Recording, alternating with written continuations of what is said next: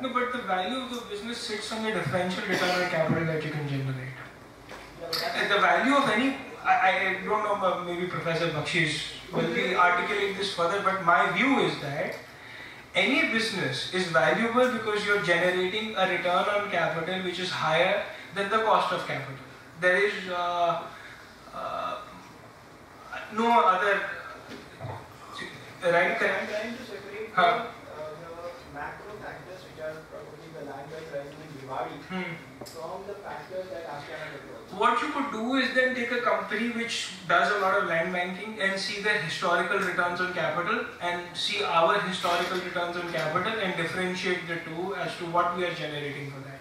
Because to go by project, it's very difficult to state, because there are projects where we have made 40-45% returns on capital because there has been a significant upside quickly. But that said, there has been a project which got stuck where we didn't make that much a return, but because we have built that project, in our next project we will be able to capture return. So it's difficult to capture that for me. The best way to statistically see that is to compare the return on capital for two people who do that. If I go to push when you buy that, what kind of a return on the company?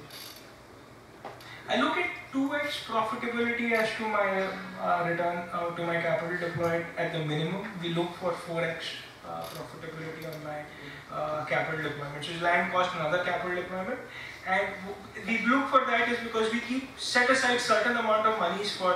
So every project that I have a reserve. So that one of the reasons to sit on a lot of cash is that's how it's funded is a separate question we can come back to.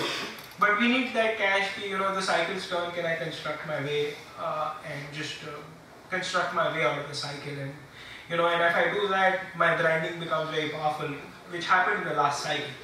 In the last cycle, everybody was bleeding. We kind of went ahead and delivered on time, which differentiated and then long term that has created a lot of value for us.